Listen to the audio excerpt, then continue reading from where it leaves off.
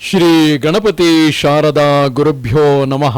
ದಿಗಂಬರಂ ಭಸ್ಮ ಸುಗಂಧಲೇಪಿತಂ ಬೋಧಾತ್ಮಕಂ ಮುಕ್ತಿವರಂ ಪ್ರಸನ್ನಂ ನಿರ್ಮಾನಸಂ ಶ್ಯಾಮತನುಂ ಭಜೇಹಂ ದತ್ತಾತ್ರೇಯಂ ಧ್ಯಾನ ಸಮಾಧಿಯುಕ್ತಂ.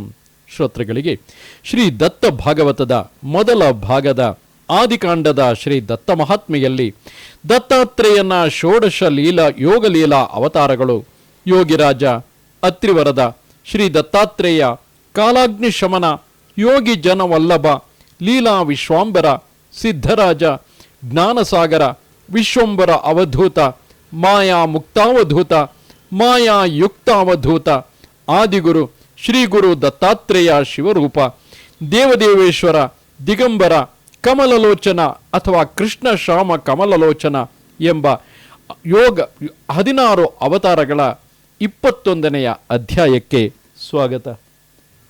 ಓಂ ದತ್ತಾಯ ನಮಃ. ಸಾಕ್ಷಾತ್ ತ್ರೈಮೂರ್ತಿಯೂ ಆದ ಶ್ರೀ ದತ್ತಾತ್ರೇಯನು ಯಾವಾಗಲೂ ಸಮಸ್ತ ದೇವಾನುದೇವತೆಗಳಿಂದ ಪೂಜಿಸಲ್ಪಡುವನು. ಅವನು ಸಮಸ್ತ ಲೋಕಗಳಿಗೆಲ್ಲ ಗುರುವಾದವನು. ಅಂಥವನು ಅನಸೂಯ ಅತ್ರಿ ಋಷಿ ದಂಪತಿಗಳ ಭಕ್ತಿಗಾಗಿ ಒಲಿದು ಅವರಿಗೆ ಮಗನಾಗಿ ಬಂದನು. ಹೀಗೆ ಸಮಸ್ತ ಲೋಕ ಕಲ್ಯಾಣಾರ್ಥವಾಗಿ ದತ್ತಾತ್ರೇಯನಾಗಿ ಅವತಾರ ತಾಳಿ ಮತ್ತೆ ಭೂಮಿಯ ಮೇಲೆ ಹಲವಾರು ಯೋಗಲೀಲಾ ಅವತಾರಗಳನ್ನು ತಾಳಿದ್ದೂ ಉಂಟು. ಹೀಗೆ ಅವನ ಹಲವಾರು ಲೀಲಾವತಾರಗಳಲ್ಲಿ ಪ್ರಮುಖವಾದವುಗಳು 16. ಅವುಗಳಿಗೆ ಷೋಡಶ ಯೋಗಲೀಲಾ ಅವತಾರಗಳೆಂದು ಹೇಳುತ್ತಾರೆ. ಅವುಗಳನ್ನೆಲ್ಲ ಸಂಕ್ಷಿಪ್ತವಾಗಿ ಇಲ್ಲಿ ಹೇಳಲ್ಪಟ್ಟಿದೆ. ಜಿಜ್ಞಾಸುಗಳೇ, ಭಗವಾನ್ ಶ್ರೀ ದತ್ತಾತ್ರೇಯನು ಅವಿನಾಶಿ, ಅನಾದಿ ಸಿದ್ಧಪುರುಷನಾಗಿದ್ದಂತೆ ಯೋಗಿ ಪುರುಷನೆಂದು ಪ್ರಸಿದ್ಧನಾಗಿರುವನು. ಆಧ್ಯಾತ್ಮಿಕತೆ ಹಾಗೂ ಯೋಗ ಸಾಧನೆಯಲ್ಲಿ ಭಕ್ತರಿಗಾಗುವ ದ್ವಂದ್ವ ಭಾವವನ್ನು ಕಳೆದು ಮಾರ್ಗದರ್ಶನ ಮಾಡಲು ಆದಿ ಅನಾದಿ ಕಾಲದಿಂದ ಅನೇಕ ಅವತಾರಗಳನ್ನು ತಾಳಿದನು. ಅಂತಹ ಅವನ ಷೋಡಶ ಯೋಗಲೀಲಾ ಅವತಾರಗಳನ್ನು ಈ ಕೆಳಗಿನಂತೆ ವಿವರಿಸಲಾಗಿದೆ. ಪ್ರಥಮ ಅವತಾರ ಯೋಗಿರಾಜ. ಪೂರ್ವದಲ್ಲಿ ಬ್ರಹ್ಮದೇವನು ಈ ಸೃಷ್ಟಿಯನ್ನು ನಿರ್ಮಾಣ ಮಾಡಿದ ನಂತರ ತಿರ್ಯಕ್ ಎಂಬ 2ನೇ ಸ್ವರ್ಗವನ್ನು ನಿರ್ಮಾಣ ಮಾಡಿದನು. ಈ ಸ್ವರ್ಗವು ತುಂಬ ಮಾನಸಿಕ ಕಷ್ಟವನ್ನೇ ಉದ್ಭವಿಸುವಂತೆ ಮಾಡಲು ಇದರಿಂದಾಗಿ ತುಂಬ ಖಿನ್ನತೆಗೊಳಗಾದ ಬ್ರಹ್ಮದೇವನು ದತ್ತೋಹಂ ದತ್ತೋಹಂ ಅಂದರೆ ನನ್ನನ್ನೇ ನಾನು ಕೊಟ್ಟುಕೊಂಡೆ ಎಂದು ಪಠಿಸುತ್ತಾ ಭಗವಂತನಾದ ಶ್ರೀ ವಿಷ್ಣುವಿನಲ್ಲಿ ಪ್ರಾರ್ಥಿಸಲು ತತ್ಕ್ಷಣವೇ ಶ್ರೀ ವಿಷ್ಣುವು ಪ್ರತ್ಯಕ್ಷನಾಗಿ ಬ್ರಹ್ಮದೇವನನ್ನು ಕುರಿತು ಯೋಗ ಸಾಧನೆ ಮಾಡಲು ಹೇಳುವನು. ಬ್ರಹ್ಮನು ಹಾಗೆ ಮಾಡಲು ಅವನಿಗೆ ಅಂತರಂಗದ ಶಕ್ತಿಯ ಅರಿವಾಗಲು ಅವನು ಮಾನಸಿಕ ಖಿನ್ನತೆಯಿಂದ ಮುಕ್ತನಾಗುವನು. ಹೀಗೆ ಯಾರು ಭಕ್ತಿಯಿಂದ ದತ್ತೋಹಂ ದತ್ತೋಹಂ ಎಂದು ಪಠಿಸುವರೋ ಅವರು ಕೂಡ ಇದೇ ಫಲವನ್ನು ಹೊಂದುವರು. ಈ ಅವತಾರವು ಕಾರ್ತೀಕ ಶುದ್ಧ 15ರ ಕೃತ್ತಿಕಾ ನಕ್ಷತ್ರದಲ್ಲಿ ಬುಧವಾರದಂದು ಸೂರ್ಯೋದಯದ ಪ್ರಹರದಲ್ಲಿ ಆದುದರಿಂದ ಯೋಗಿರಾಜ ಶ್ರೀ ದತ್ತನು ಶ್ರೀಕೃಷ್ಣನಂತೆ ಶ್ವೇತಕಾಂತಿಯುಳ್ಳವನಾಗಿದ್ದು ಅವನೇ ಬ್ರಹ್ಮನಿಗೆ ಯೋಗದ ಮಹತ್ವವನ್ನು ಕುರಿತು ಹೇಳಿದ್ದರಿಂದ ಅವನಿಗೆ ಯೋಗಿರಾಜಾವತಾರವೆಂದು ಕರೆಯಲ್ಪಡುತ್ತದೆ. ದ್ವಿತೀಯ ಅವತಾರವಾದ ಅತ್ರಿವರದ. ಹಿಂದೆ ಅತ್ರಿ ಋಷಿಯು ಗೃಹಸ್ಥಾಶ್ರಮದಲ್ಲಿ ಇರುವಾಗ ಹಲವಾರು ಮಕ್ಕಳನ್ನು ಹೊಂದಿದ್ದನು. ಅವರೆಲ್ಲರೂ ಪಂಡಿತರಾಗಿದ್ದರು. ಆದರೆ ಅವನಿಗೆ ತ್ರೈಲೋಕದಲ್ಲಿಯೇ ಅಸಾಮಾನ್ಯವಾಗಿರುವ ಮಗನೊಬ್ಬನನ್ನು ಪಡೆಯಬೇಕೆಂಬ ಉತ್ಕಟೇಚ್ಛೆ ಉಂಟಾಗಿರಲು ಅವನು ಬಹುದಿನಗಳ ಕಾಲವು ಹಿಮಾಲಯದ ವೃಕ್ಷ ಪರ್ವತದಲ್ಲಿ ಘೋರವಾದ ತಪಸ್ಸನ್ನು ಆಚರಿಸಲು ಅವನ ತಪೋಬಲದಿಂದಾಗಿ 3 ಲೋಕಗಳು ಉಷ್ಣಬಾಧೆಯಿಂದ ತೊಂದರೆಗೊಳಗಾದವು. ಇದರಿಂದಾಗಿ ಸಕಲ ಜೀವ ಜಂತುಗಳು ಅತೀವ ಕಷ್ಟದಲ್ಲಿ ಬೀಳಲು ಅತ್ತ ಇದನ್ನರಿತ ದೇವಾನುದೇವತೆಗಳು ಕೂಡಿಕೊಂಡು ಬ್ರಹ್ಮ ವಿಷ್ಣು ಮಹೇಶ್ವರರಿರುವಲ್ಲಿಗೆ ಬರುವರು. ಅಲ್ಲದೆ ಅವರಿಗೆ ತಮ್ಮ ಕಷ್ಟವನ್ನು ಹೇಳಿಕೊಳ್ಳಲು ತಕ್ಷಣವೇ ಆ ತ್ರಿಮೂರ್ತಿಗಳು ತಮ್ಮ ತಮ್ಮ ವಾಹನಗಳನ್ನೇರಿ ತಪೋನಿರತನಾದ ಅತ್ರಿ ಋಷಿಯಲ್ಲಿಗೆ ಬರುವರು. ಅಲ್ಲದೆ ಅತ್ರಿ ಮುನಿಯ ಆ ಘೋರ ತಪಸ್ಸನ್ನು ಕಂಡು ಆತನನ್ನು ಕುರಿತು ಸ್ತುತಿಸಹತ್ಯದರು. ಆಗ ಕಣ್ತೆರೆದು ನೋಡಿದ ಅತ್ರಿಯು ದಂಗಾದನು. ಅಲ್ಲದೆ ಅವರನ್ನು ಕುರಿತು, ಹೇ ಮಹಾಶಯರೇ, ನಾನು ಒಬ್ಬ ದೇವರನ್ನು ಕುರಿತು ಆರಾಧಿಸುತ್ತಿರುವೆನು. ಹಾಗಿರಲು ನೀವು 3 ಕಾಣುತ್ತಿರುವಿರಿ. ನೀವು ಯಾರು ಹಾಗೂ ಏಕೆ ಬಂದಿರುವಿರಿ ಎಂದು ಕೇಳಲು ಆ ತ್ರಿಮೂರ್ತಿಗಳು, ಹೇ ಋಷಿವರ್ಯನೇ, ನೀನು ಯಾರನ್ನು ಕುರಿತು ಆರಾಧಿಸುತ್ತಿರುವೆಯೋ ಅವರೇ ನಾವುಗಳು ಮೂಲದಲ್ಲಿ ಒಂದೇ ಆಗಿರುವೆವು. ನಾವು ಮಾಯೆಯೊಂದಿಗೆ ಇರುವುದರಿಂದ ಹೀಗೆ 3 ಸ್ವರೂಪದಲ್ಲಿ ಕಾಣಿಸುತ್ತಿರುವೆವು. ಮಾಯೆ ಎಂಬುದು ಸತ್ವ ರಜ ತಮ ಎಂದು 3 ವಿಧವಾಗಿರುವುದು. ರಜ ಗುಣ ಉತ್ಪತ್ತಿ, ಸತ್ವಗುಣ ಪಾಲನೆ ಮತ್ತು ತಮೋಗುಣ ಸಂಹಾರ ಮಾಡುವುದು. ಈ ತ್ರೈಗುಣಗಳು ಪರಾತ್ಪರ 3 ಆವರಣಗಳಾಗಿವೆ ಎಂದು ಹೇಳುತ್ತಾ ಆ 3 ಮೂರ್ತಿಗಳು 3 ಶಕ್ತಿಗಳಾಗಿ ಅತ್ರಿ ಋಷಿಯನ್ನು ಕುರಿತು, ಹೇ ಋಷಿ ಶ್ರೇಷ್ಠನೇ, ನಿನ್ನ ಇಚ್ಛೆಗೆ ತಕ್ಕಂತೆ ಸಂತಾನ ಪ್ರಾಪ್ತಿಯಾಗಲೆಂದು ವರವನ್ನು ನೀಡಿ ಅದೃಶ್ಯವಾದವು. ಇದಕ್ಕಾಗಿ ಈ ಅವತಾರವನ್ನು ಅತ್ರಿವರದವೆಂದು ಕರೆಯಲ್ಪಡುತ್ತದೆ. ಹೀಗೆ ಉಂಟಾದ ಅತ್ರಿವರದ ಅವತಾರವು ಬಂಗಾರ ವರ್ಣದ ಕಾಂತಿಯಿಂದ ಕೂಡಿದ್ದು, ಇದು 3 ಮುಖದಿಂದ ಶೋಭಾಯಮಾನವಾದ ಹಸನ್ಮುಖಿ ಸ್ವರೂಪವಾಗಿತ್ತು. ಷಡ್ಭುಜಗಳಿಂದ ಕೂಡಿದ ಈ ರೂಪವು ಕೆಳಗಿನ 2 ಕೈಗಳಲ್ಲಿ ಬ್ರಹ್ಮಕಮಂಡಲ ಹಾಗೂ ಹೂಮಾಲೆ ಮತ್ತು ಮಧ್ಯದ 2 ಕೈಗಳಲ್ಲಿ ಶಿವನ ಡಮರುಗ ಮತ್ತು ತ್ರಿಶೂಲ ಹಾಗೂ ಮೇಲಿನ 2 ಕೈಗಳಲ್ಲಿ ವಿಷ್ಣುವಿನ ಶಂಖ ಮತ್ತು ಚಕ್ರಗಳನ್ನು ಹಿಡಿದು ಕಾರ್ತೀಕ ಪಾಡ್ಯ ಪ್ರತಿಪದ ರೋಹಿಣಿ ನಕ್ಷತ್ರದಲ್ಲಿ ಗುರುವಾರದಂದು ಪ್ರಥಮ ಪ್ರಹಾರ ಮತ್ತು ಪ್ರಥಮ ಮುಹೂರ್ತದಲ್ಲಿ ಈ ಅವತಾರವಾಗುತ್ತದೆ. ತೃತೀಯ ಅವತಾರವಾದ ಶ್ರೀ ದತ್ತಾತ್ರೇಯ ಅವತಾರ. ಭಗವಾನ್ ಶ್ರೀಹರಿಯು ಕಾರ್ತೀಕ ಪಾಡ್ಯ ದ್ವಿತೀಯ ಮೃಗ ನಕ್ಷತ್ರದಲ್ಲಿ ಶುಕ್ರವಾರದಂದು ಸೂರ್ಯೋದಯದ ಪ್ರಥಮ ಮುಹೂರ್ತದಲ್ಲಿ ಶ್ರೀ ಅತ್ರಿ ಋಷಿವರ್ಯನಿಗೆ ಇಂದ್ರನೀಲ ಮಣಿಯಂತೆ ನೀಲಿ ಬಣ್ಣದವನಾಗಿ ಕಂಡನು. ಆ ಮಗುವಿನ ಮುಖವು ನೀಲಚಂದ್ರ ಕಾಂತಿಯಂತೆ ಹೊಳೆಯುತ್ತಿತ್ತು.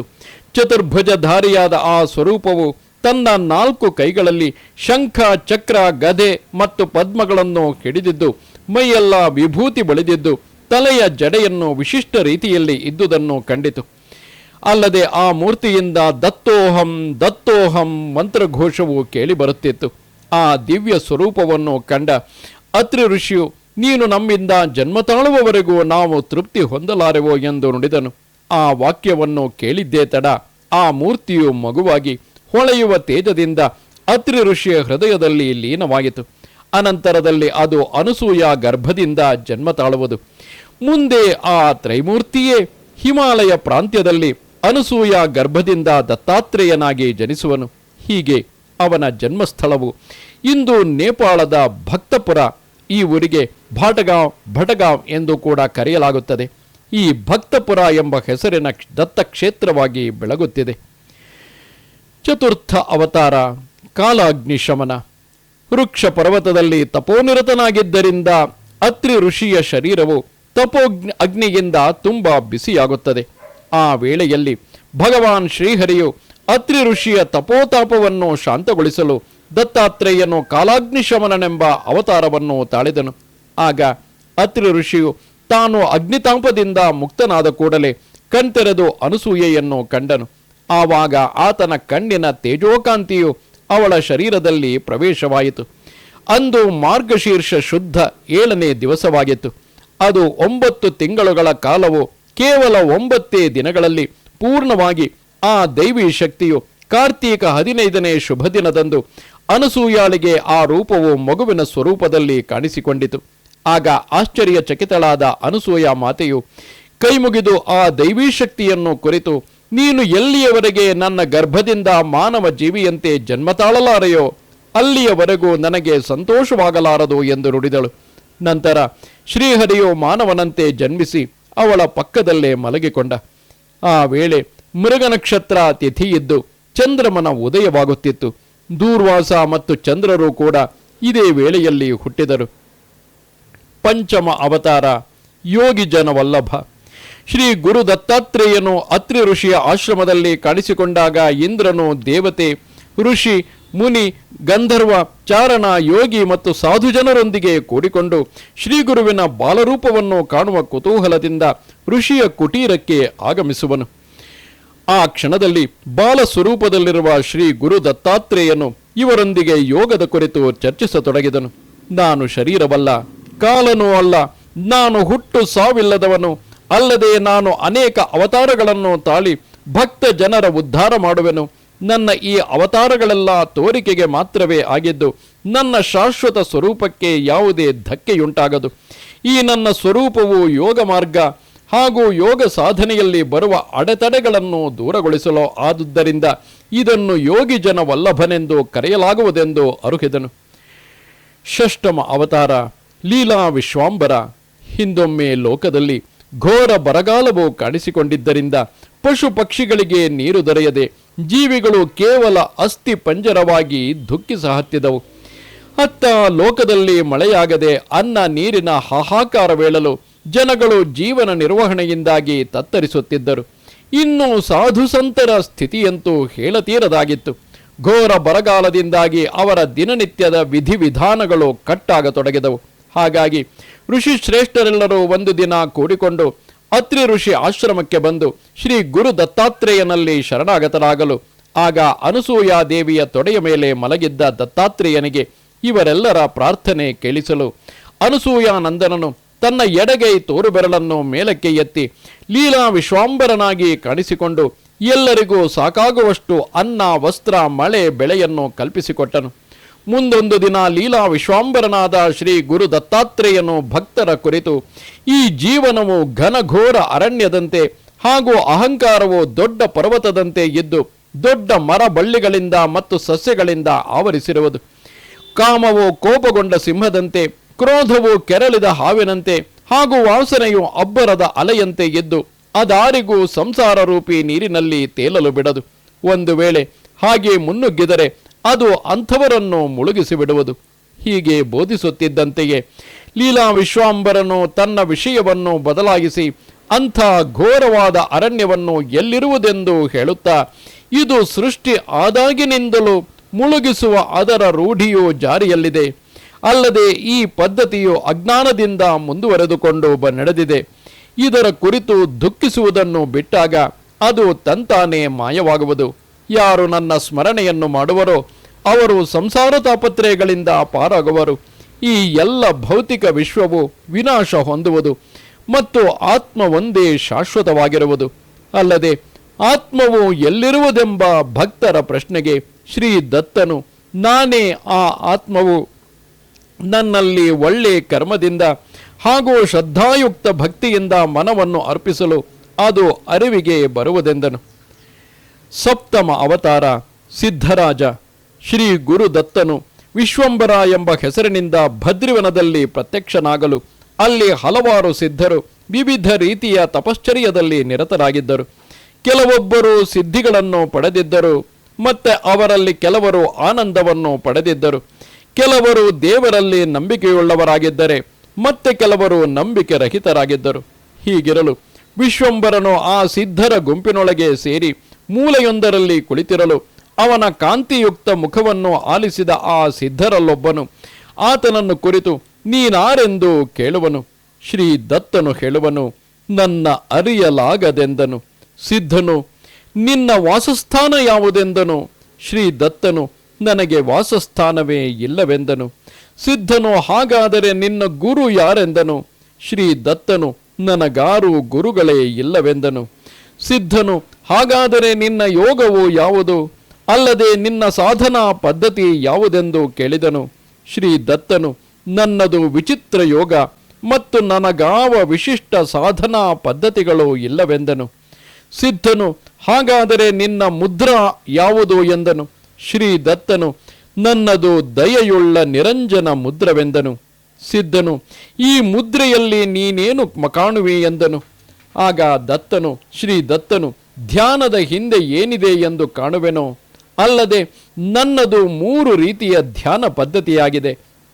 ಅದೇನೆಂದರೆ ಧ್ಯಾನ, ಧ್ಯಾನಿ, ಧಾತಿ ಎನ್ನಲು ಸಿದ್ಧನು, ನಿನ್ನ ಮಾರ್ಗವಾವುದು ಎಂದನು. ಶ್ರೀ ದತ್ತನು, ಶಿವತತ್ವ ಅಂತರಂಗದ ತತ್ವದ ಬಗ್ಗೆ ಜ್ಞಾನ ಮಾಡಿಸಿಕೊಳ್ಳುವುದೇ ನನ್ನ ಮಾರ್ಗವಾಗಿದೆ ಎಂದನು. ಈ ವಿಷಯ ಚರ್ಚಿಸುತ್ತಿರುವಾಗ 11 ರುದ್ರರು, 12 ಆದಿತ್ಯರು, 49 ರುದ್ರಗಣರು, ಋಷಿ, ಮುನಿ, ಸಾಧ್ಯದೇವೋ, ಗಂಧರ್ವ, ಯಕ್ಷ, ಕಿನ್ನರರೆಲ್ಲ ಆಕಾಶ ಮಾರ್ಗವಾಗಿ ಹೋಗುತ್ತಿದ್ದರು. ತಕ್ಷಣವೇ ಅವರವರ ಚಲನೆಯಲ್ಲಿ ಏರಿಳಿತ ಉಂಟಾಗಿ ಅವರೆಲ್ಲ ಭದ್ರಿವನದಲ್ಲಿ ಭೂಮಿಗಿಳಿದರು. ಈ ದೃಶ್ಯವನ್ನು ಕಂಡ ಅಲ್ಲಿರುವ ಎಲ್ಲ ಸಿದ್ಧರು ತಮ್ಮ ತಮ್ಮ ತಪಸ್ಸಿನ ಫಲವಾಗಿ ಹೀಗಾಗಿದೆ ಎಂದು ಯೋಚಿಸತೊಡಗಿದರು. ಆಗ ಶ್ರೀ ದತ್ತನು, ನೀವೆಲ್ಲರೂ ನಿಮ್ಮೊಳಗೆ ಯೋಚಿಸಿ ತೊಂದರೆಗೊಳಗಾಗದಿರಿ. ನಿಮ್ಮಲ್ಲಿ ಯಾರಾದರೊಬ್ಬರು ಅವರನ್ನು ಬಂಧನದಿಂದ ಬಿಡಿಸಿ ಪುನಃ ಆಕಾಶದಲ್ಲಿ ತೇಲುವಂತೆ ಮಾಡಿದರೆ ಅಂಥವರನ್ನೇ ಉತ್ತಮವಾದ ಸಿದ್ಧರೆಂದು ತಿಳಿಯಲಾಗುವುದೆನಲು ಅವರೆಲ್ಲರೂ ಒಪ್ಪಿ ಒಬ್ಬೊಬ್ಬರಂತೆ ಮುಂದೆ ಬಂದು ಅವರನ್ನು ಕುರಿತು, ನಾನು ನಿಮ್ಮೆಲ್ಲರನ್ನು ಬಂಧನದಿಂದ ಮುಕ್ತಗೊಳಿಸಿರುವೆವು, ನೀವೆಲ್ಲರೂ ಪುನಃ ಆಕಾಶದಲ್ಲಿ ಹಾರಾಡುವಂತಾಗಲಿ ಎಂದರು. ಸರದಿಯಂತೆ ಪ್ರತಿಯೊಬ್ಬ ಸಿದ್ಧನು ಪ್ರಯತ್ನ ಮಾಡಿ ನೋಡಿದನು. ಆದರೆ ಆ ದೇವತಾಗಣಗಳನ್ನು ಆಕರ್ಷಣದಿಂದ ಆ ಸಿದ್ಧರಾರಿಂದಲೂ ಮುಕ್ತಗೊಳಿಸಲಾಗಲಿಲ್ಲ. ತರುವಾಯ ಬಾಲರೂಪದಲ್ಲಿರುವ ಶ್ರೀ ಗುರುದತ್ತನು ಅವರನ್ನು ಕುರಿತು, ಹೇ ಮಹಾಮುನಿಗಳೇ, ನಾನು ನಿಮ್ಮೆಲ್ಲರನ್ನೂ ಈ ಬಂಧನದಿಂದ ಮುಕ್ತಗೊಳಿಸಿರುವೆನು, ತಾವು ಪುನಃ ಆಕಾಶಗಮನ ಮಾಡಬಹುದು ಎಂದು ನುಡಿಯಲು ಅವರೆಲ್ಲರೂ ಬಂಧನ ಮುಕ್ತರಾದರು. ಅಲ್ಲದೆ ಆ ಸಿದ್ಧರೆಲ್ಲರೂ ಶ್ರೀ ಗುರುದತ್ತರನ್ನು ವಿವಿಧ ಭಕ್ತಿ ಸ್ತೋತ್ರಗಳಿಂದ ಹಾಡಿ ನಮಸ್ಕಾರ ಸಲ್ಲಿಸಿದರು. ಆ ದೃಶ್ಯವನ್ನು ಕಣ್ಣಾರೆ ಕಂಡ ಎಲ್ಲ ಸಿದ್ಧರು ಬಾಲರೂಪದಲ್ಲಿರುವ ಈತನು ಪರಮಾತ್ಮನೇ ಇರುವನೆಂಬ ಅರಿವುಂಟಾಗಿ ಬಾಲರೂಪಿ ವಿಶ್ವಂಬರನಲ್ಲಿ ಶರಣಾಗತರಾದರು.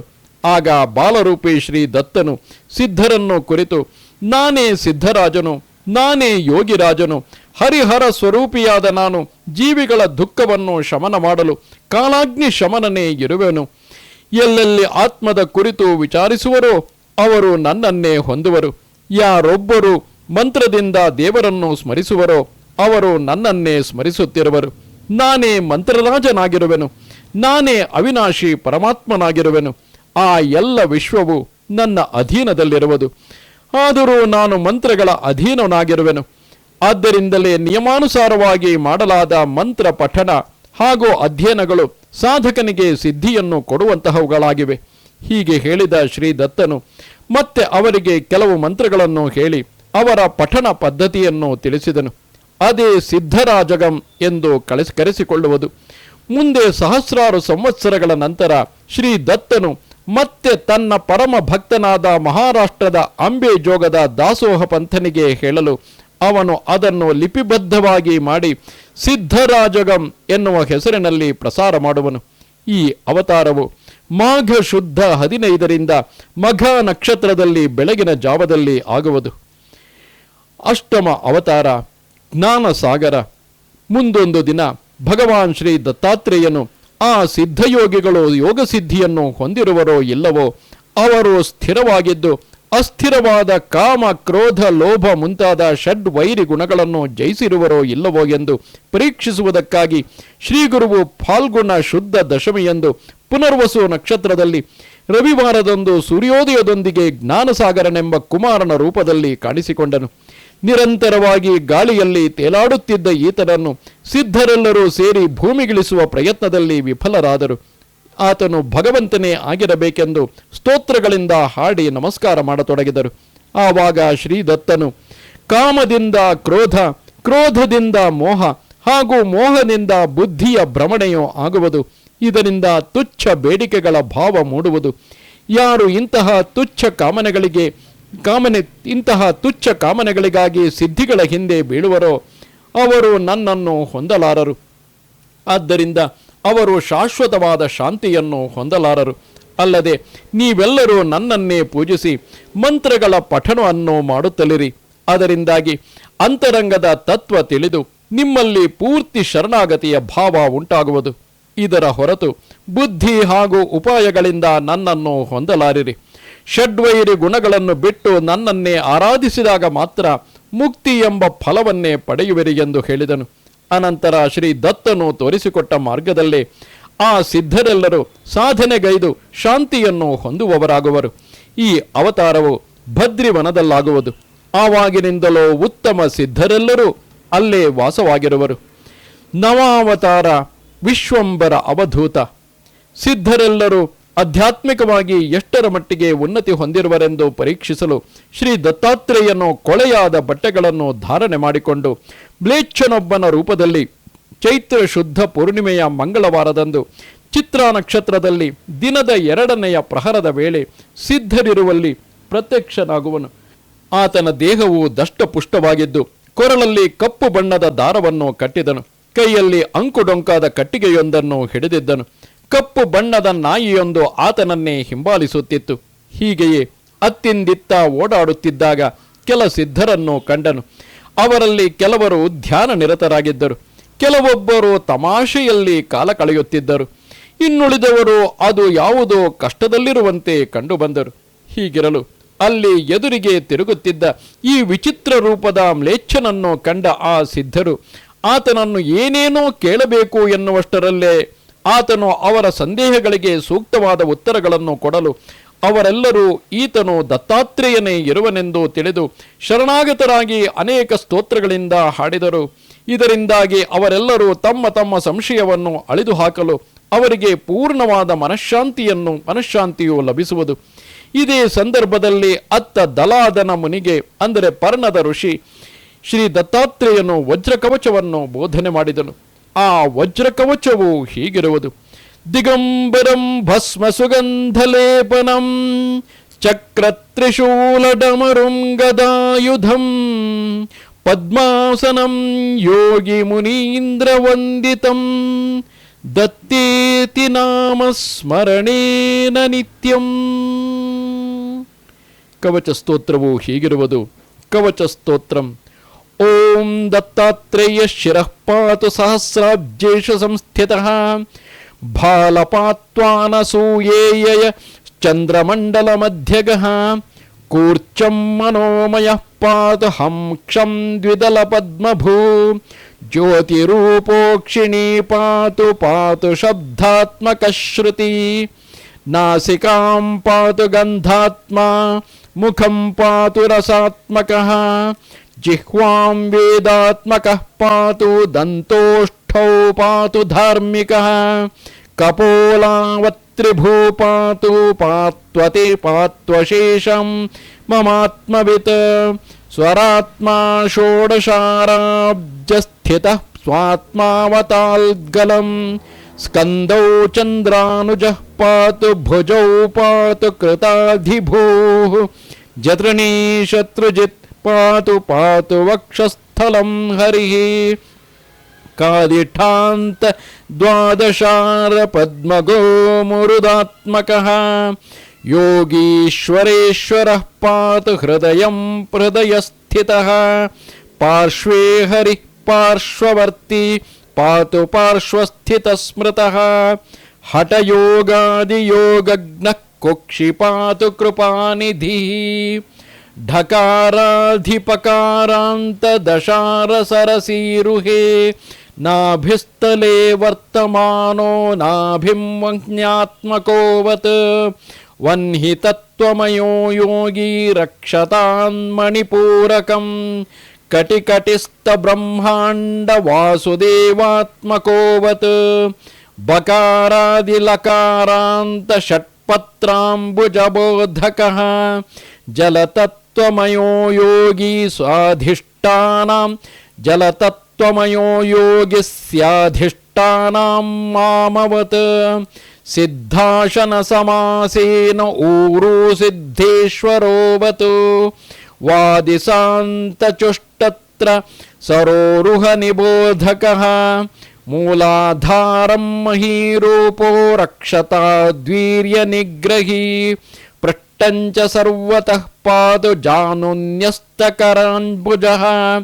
ಜಂಘೇ ಪಾತ್ವವಧೂತೇಂದ್ರ ಪಾತ್ವಂಘ್ರಿಪದೀರ್ಥ ಪಾವನಃ ಸರ್ವಾಂಗಃ ಪಾತು ಸರ್ವಾತ್ಮಾ ರೋಮಾಣ್ಯವತು ಕೇಶವಃ ಚರ್ಮ ಚರ್ಮಾಭರಃ ಪಾತು ರಕ್ತಂ ಭಕ್ತಿಪ್ರಿಯೋವತ್ ಮಾಂಸಂ ಮಾಂಸಕರಃ ಪಾತು ಮಜ್ಜಾ ಮಜ್ಜಾತ್ಮಕೋವತ್ ಅಸ್ಥಿ ನಿಸ್ಥರಿಧಿ ಪಾಯಾನ್ ಮೇಧಾಂ ವೇಧಾ ಪ್ರಪಾಲಯೇತ್ ಶುಕ್ರಂ ಸುಖಕರಃ ಪಾತು ಚಿತ್ತಂ ಪಾತು ದೃಢಾಕೃತಿಃ ಮನೋಬುದ್ಧಿಮಹಂಕಾರಂ ಹೃಷಿಕೇಶಾತ್ಮಕೋವತ್ ಕರ್ಮೇಂದ್ರಿಯಾಣಿ ಪಾತ್ವೇಷಃ ಪಾತು ಜ್ಞಾನೇಂದ್ರಿಯಾಣ್ಯಜಃ ಬಂಧೂನ್ ಬಂಧೂತ್ತಮಃ ಪಾಯಾತ್ ಶತ್ರುಭ್ಯಃ ಪಾತು ಶತ್ರುಜಿತ್ ಗೃಹಾರಾಮಧನಕ್ಷೇತ್ರಪುತ್ರಾದೀನ್ ಶಂಕರೋವತ್ ಭಾರ್ಯಾಂ ಪ್ರಕೃತಿವಿತ್ ಪಾತು ಪಶ್ವಾಧೀನ್ ಪಾತು ಶಾಂಗ್ರಭೃತ್ ಪ್ರಾಣಾನ್ ಪಾತು ಪ್ರಧಾನಗ್ನೋ ಭಕ್ಷ್ಯಾದೀನ್ ಪಾತು ಭಾಸ್ಕರಃ ಸುಖಂ ಚಂದ್ರಾತ್ಮಕಃ ಪಾತು ದುಃಖಾತ್ ಪಾತು ಪುರಾಂತಕಃ ಪಶುನ್ ಪರುಪತಿ ಪಾತು ಭೂತಿಂ ಭೂತೇಶ್ವರೋ ಮಮ ಪ್ರಾಮ್ಯಾಂ ಧರ್ಮಾತ್ಮಕಃ ಪಾತು ಪಾತ್ವಾ ಜ್ಞೇಯಾಂ ಮುಖಾತ್ಮಕಃ ಯಾಚ್ಯಾಂ ವಿಷಹರಃ ಪಾತು ನೈಋತ್ಯಾಂ ಸರ್ವವೈರ್ಹೃತ ವರಾಹಃ ಪಾತು ವಾರುಣ್ಯಂ ವಾಯವ್ಯಾಂ ಪ್ರಾಣದೋವತ್ ಕೌಬೇರ್ಯಾಂ ಧನದಃ ಪಾತು ಪಾತ್ವೇಶಾನ್ಯಾಂ ಮಹಾಗುರುಃ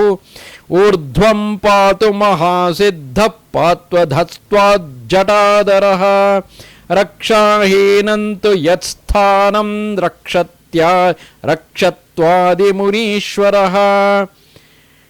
ದಶಮ ಅವತಾರ ಮಾಯಾ ಮುಕ್ತಾವಧೂತ. ಶೀಲ ಎಂಬ ಬ್ರಾಹ್ಮಣನು ವೈಶಾಖ ಶುದ್ಧ 14ನೆಯ ಮಧ್ಯಾಹ್ನದಂದು ಬ್ರಾಹ್ಮಣರ ವಾರ್ಷಿಕೋತ್ಸವ ಸಮಾರಂಭವನ್ನು ಏರ್ಪಡಿಸಿದ್ದ. ಅದರಲ್ಲಿ ಅನೇಕ ಬ್ರಾಹ್ಮಣರನ್ನು ಆಮಂತ್ರಿಸಿದನು. ಆ ವೇಳೆಯಲ್ಲಿ ಆತನು ಬಂಗಾರ ಬಣ್ಣದ ಮೈಕಾಂತಿಯುಳ್ಳ ಸುಂದರವಾದ ಬೈರಾಗಿಯೊಬ್ಬನನ್ನು ಕಂಡನು. ಆ ಬೈರಾಗಿಯು ಒಂದು ಕೈಯಲ್ಲಿ ಭಿಕ್ಷಾ ಪಾತ್ರೆಯು ಹಾಗೂ ಮತ್ತೊಂದು ಕೈಯಲ್ಲಿ ಕೋಲೊಂದನ್ನು ಹಿಡಿದಿದ್ದ. ಅವನ ಕೊರಳಲ್ಲಿ ಹಲವು ಗಾತ್ರದ ರುದ್ರಾಕ್ಷಿ ಮಾಲೆಗಳಿದ್ದವು. ಅವನನ್ನು ಕಂಡ ಶೀಲ ಬ್ರಾಹ್ಮಣನು ಕ್ರೋಧಯುಕ್ತನಾಗಿ ಈತನನ್ನು ಕುರಿತು, ಹೇ ಬೈರಾಗಿಯೇ, ನೀನಾರು ಎಂದು ಕೇಳಿದನು. ಆಗ ಬೈರಾಗಿಯು ಆ ಬ್ರಾಹ್ಮಣನನ್ನು ಕುರಿತು, ನಾನು ಅವಧೂತನಿರುವೆನು ಎಂದನು. ಈ ಮಾತು ಕೇಳಿದ ಶೀಲ ಬ್ರಾಹ್ಮಣನು ಸ್ವಲ್ಪ ಶಾಂತನಾಗಿ ಮನದಲ್ಲೇ ಚಿಂತಿಸುತ್ತಾ, ಈತನು ಸಿದ್ಧರಾಜ ಧ್ಯಾನಸಾಗರನೇ ಇರಬೇಕೆಂದು ಸಂಶಯದಿಂದ, ನಿನ್ನ ಆಶ್ರಮ ತಾಣವಾವುದು, ನಿನ್ನ ಗುರು ಯಾರು ಎಂದು ಕೇಳುತ್ತಾನೆ.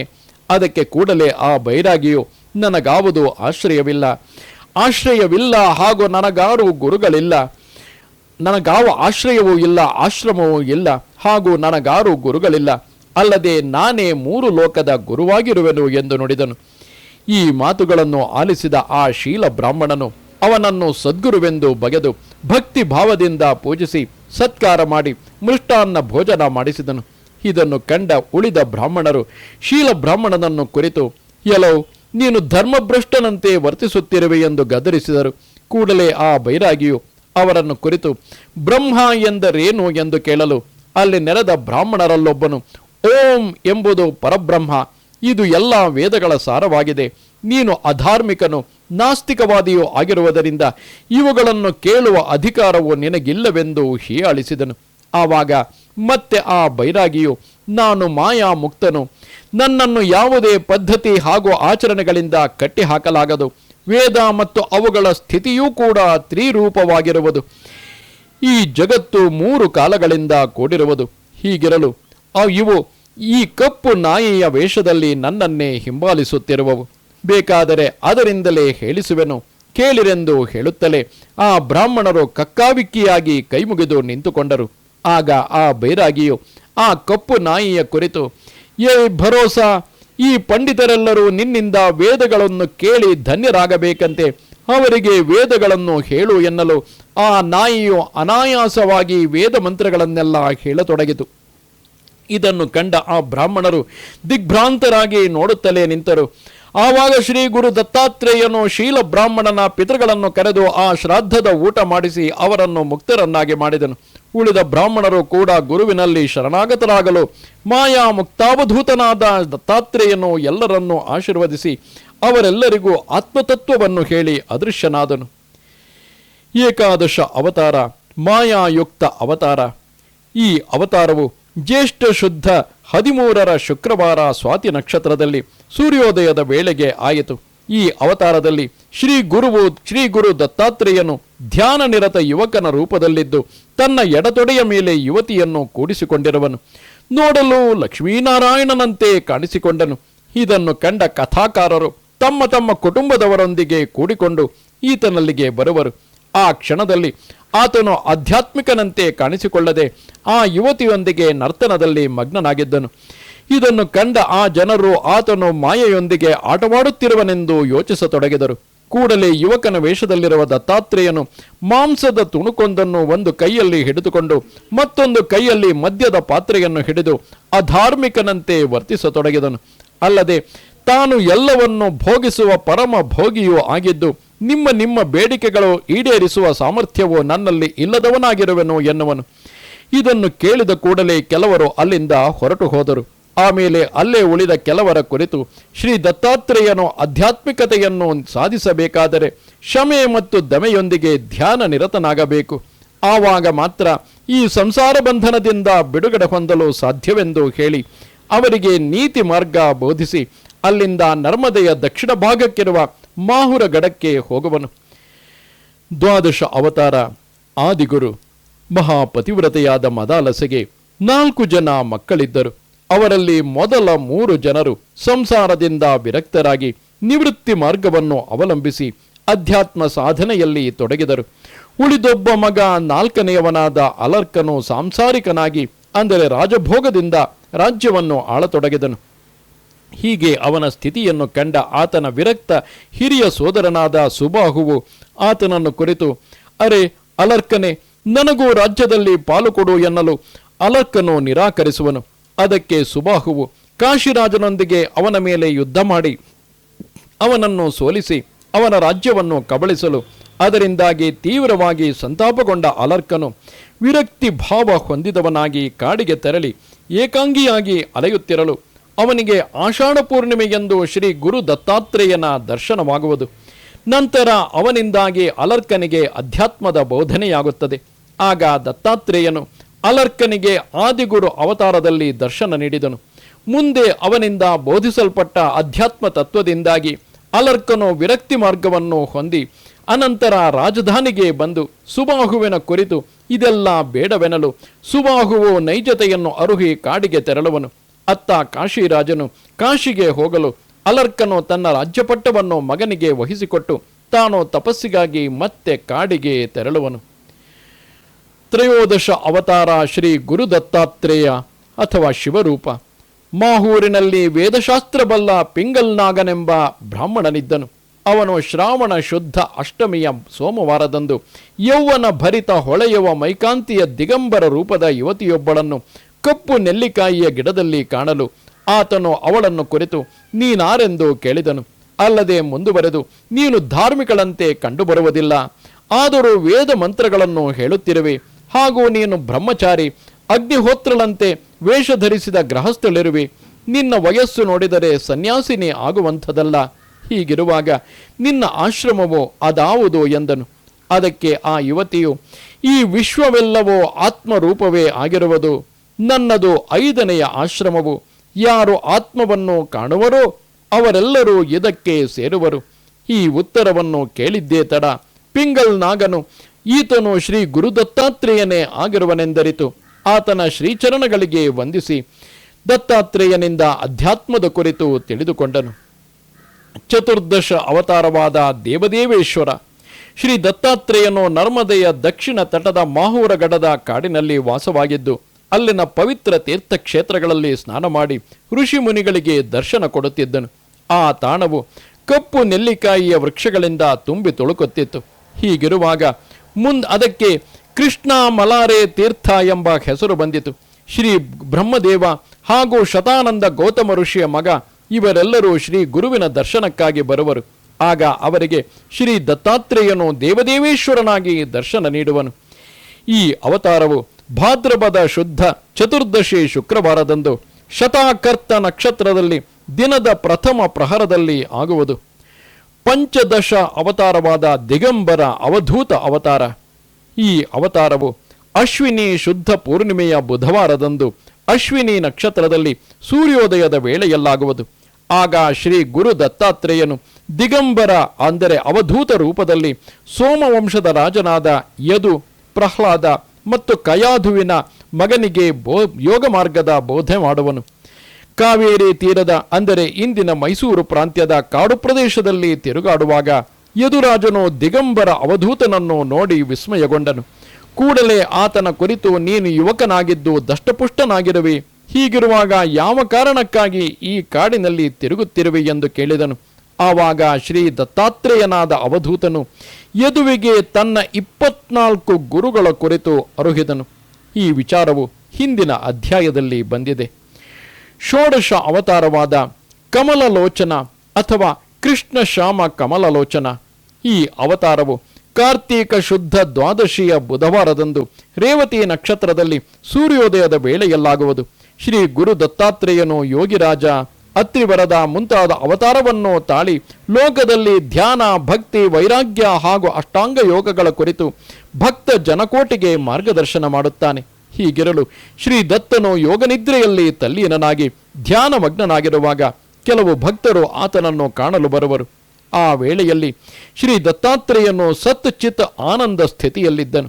ಆಗ ಅವನು ತನ್ನನ್ನು ಕಾಣಲು ಬಂದ ಭಕ್ತ ಜನರನ್ನು ಕುರಿತು, ಹೇ ಭಕ್ತ ಜನರೇ, ಬೇಕಾದರೆ ನೀವು ಎಲ್ಲ ಶಾಸ್ತ್ರಗಳನ್ನು ಓದಿರಿ, ಆದರೆ ನಾನು ನಿಮಗೆ ಪರಮ ಸತ್ಯವನ್ನು ಮಾತ್ರ ಹೇಳುವೆನು. ಅವನ್ನು ಅಭ್ಯಸಿಸುವುದರಿಂದ ಕೂಡಲೇ ಮುಕ್ತಿಯನ್ನು ಹೊಂದುವಿರಿ. ವೇದಗಳು ಕೂಡ ಶಾಶ್ವತವಾದ ಈ ತತ್ವದ ಕುರಿತೇ ಹೇಳುವವು. ಆದ್ದರಿಂದಲೇ ಅವುಗಳನ್ನು ಸತ್ಯದ ಮೂಲ ಬೇರುಗಳೆಂದು ಕರೆಯಲಾಗಿದೆ. ಧರ್ಮವು ಈ ಸ್ಥಿತಿಯನ್ನು ಹೊಂದುವ ಒಂದು ಮಾರ್ಗವಾಗಿದೆ. ನಾನು ದತ್ತನಿರುವೆನು. ಕೇವಲ ಅತ್ರಿಮುನಿಯಷ್ಟೇ ಅಲ್ಲ, ಯಾರು ಸಂಪೂರ್ಣವಾಗಿ ನನ್ನಲ್ಲೇ ಶರಣಾಗತರಾಗುವರೋ ಅವರಿಗಾಗಿ ನನ್ನನ್ನೇ ನಾನು ಕೊಟ್ಟುಕೊಂಡಿರುವೆನು. ಅಲ್ಲದೆ ಅವರು ನನ್ನ ಸ್ವರೂಪವೇ ಇರುವರು ಎಂದು ನುಡಿವಲ್ಲಿಗೆ ಶ್ರೀ ದತ್ತಭಾಗವತದ ಆದಿಕಾಂಡದ 21ನೆಯ ಈ ಸಮಾರೋಪ ಅಧ್ಯಾಯವು ಇಲ್ಲಿಗೆ ಮುಕ್ತಾಯವಾಗುತ್ತದೆ. ಇದರೊಂದಿಗೆ ಶ್ರೀ ದತ್ತ ಮಹಾತ್ಮೆಯ ಮೊದಲ ಭಾಗವು ಮುಕ್ತಾಯವಾಯಿತು. ಅವಧೂತ ಚಿಂತನ ಶ್ರೀ ಗುರುದತ್ತ ದೇವ. ನಮಸ್ತೆ ಶಾರದೆ ದೇವಿ ಕಾಶ್ಮೀರ ಪುರವಾಸಿನಿ. ತ್ವಾಮಹಂ ಪ್ರಾರ್ಥಯೇ ನಿತ್ಯಂ ವಿದ್ಯಾದಾನಂಚ ದೇಹಿಮೆ. ನಮಸ್ಕಾರ.